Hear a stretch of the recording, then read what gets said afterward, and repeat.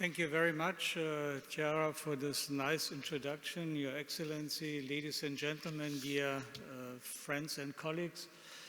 I want to talk a little bit about another aspect of research in the sense really of the motto, research as an engine of growth. Now, why are we doing research? Of course, one reason, as we have heard in the nice presentation so far, is to satisfy human curiosity. You know, where do we come from? Is there life elsewhere in the universe? How can we look at the smallest structures using coherent X-ray radiation? The X-ray laser is one good example for that. But the other aspect, of course, of science is also to ensure our standard of living, to create wealth, because basic research has to be financed somehow and is financed by taxpayers' income through jobs that hopefully are of high quality and future-oriented.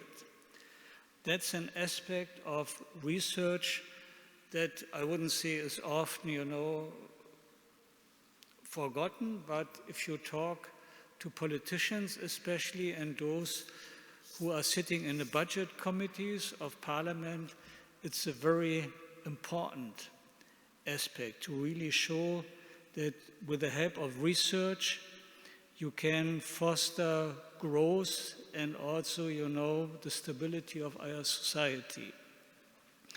So let me talk a little bit about one platform, the Falling Walls Science Summit, where we really appreciate contributions from the Italian embassy and also from colleagues from Italy, because, science in Italy has a great tradition and there is wonderful science coming out of Italy. And the goal of this Falling Walls Science Summit is really to bring together people from all over the world into the heart of Europe. I mean, Berlin, under this, light built falling walls. And this can be only done if we do this together. And looking at the US on one side and, Asia Pacific with China on the other side, I think Europe is strong in research and technologies. And therefore, if we do this together and if a strong research country like Italy supports this, this is wonderful. I could tell you a lot about my personal relationships to Italy, just a few anecdotes. When I became president of the Humboldt University, I realized that a German professor living and working in Rome was on our payroll. It's Arnold Nesselrod. We talked about him because Chiara is also an art historian by training. He was one of the few, or the first, German heading a museum in the Vatican. So, this was great for me as president of the Humboldt University. Whenever I went to Rome, I had the chance to really get a very special insight into the treasures of the Vatican. And then later on, Massimo Inguscio, a really long-standing friend of mine, became president of the National Research Council. Maybe you know him.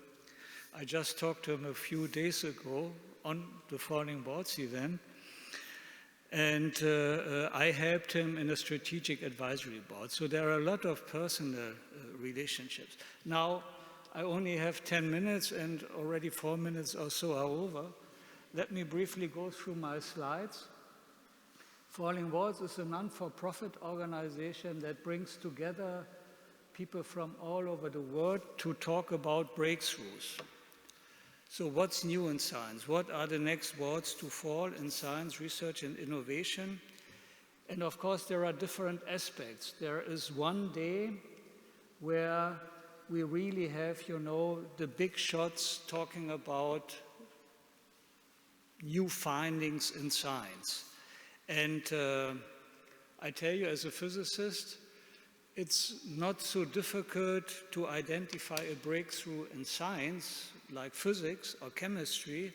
It's always a challenge to identify breakthroughs in social science, humanities, arts, law, economy. It's not so obvious. And I have regularly debates with my colleagues from those disciplines whether it makes sense at all to talk about breakthroughs in those disciplines. Think about it. It's not obvious. It's a real challenge because the view of the social scientists and those working in humanities on breakthroughs is quite different than for a physicist. If gravitational waves are observed for the first time, on Earth, that's a clear breakthrough. Maybe there will be something on gravitational waves organized by the embassy in the Berlin Science Week this year, because you have a large laser antenna, Virgo in Italy, that also looks for the gravitational waves. In social science, humanity is much more difficult. Of course, anyhow, so we said, okay, top scientists talking about breakthroughs. What about the next generation? That's a format for the emerging talents.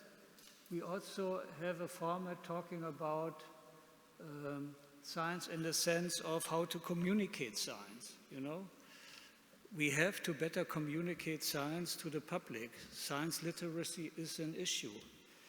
We always want to decide on evidence, but, people have to be trained in what evidence means.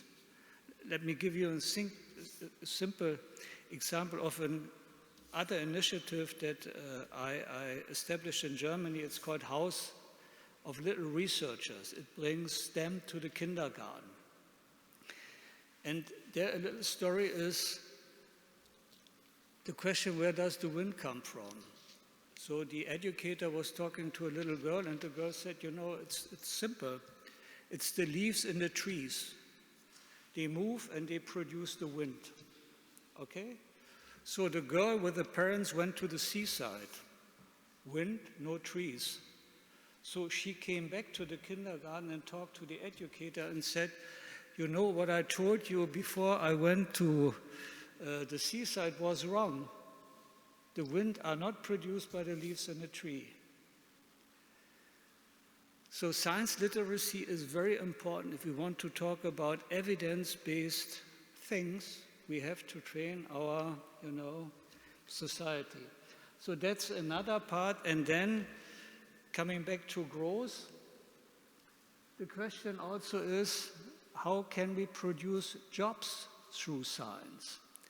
And that's a competition that we run since a number of years. We are asking worldwide institutions, essentially universities, to nominate their best startup from the last 12 months. Because in general, universities think of terms of teaching and research.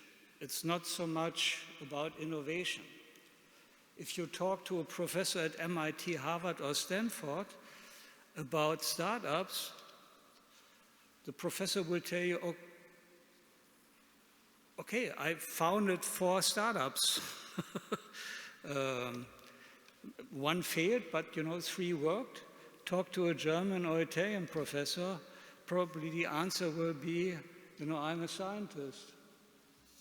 Startups, wealth creation through research, that's not my job. So that's a mindset question. So we are working on that mindset and try to change it. And also have a symposium at the Falling Walls meeting that especially addresses this issue of, starting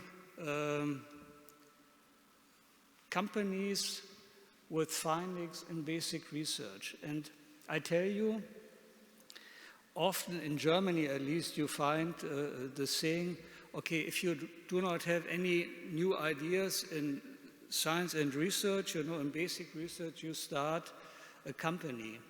That's not true.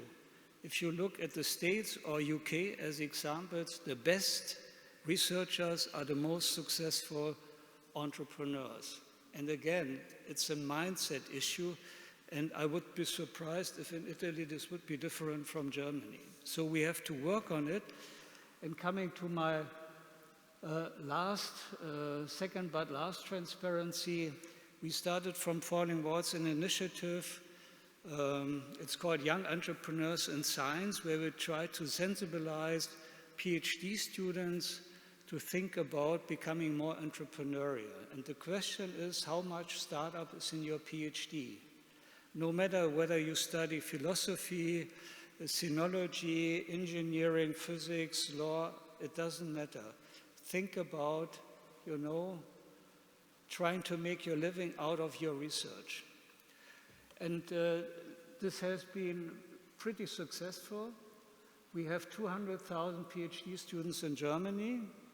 If you think about 5 years average duration, you have 40,000 PhD theses being finished every year in Germany. The number is probably a little bit smaller in Italy, but orders of magnitude not different. This potential is not lifted. So that's an initiative where we have now 100 universities and Fachhochschulen being involved in Germany. The curriculum is in English because most of the PhD students, or at least half of the PhD students in Germany, come from abroad. So it can be, transferred also to other countries. Think about it. We are happy to, make this also more known to Italy. But I think we really have to think about ways how, not compromising top basic research, we can help to really start this growth engine through research. And one very prominent example, that's my last slide, is Özlem Türeci, this Turkish lady who together with her husband founded the company BioNTech. They came from research. They were originally in cancer research with BioNTech, and then when COVID came, they changed from one day to the other using mRNA to really create this wonderful company, which now together with Moderna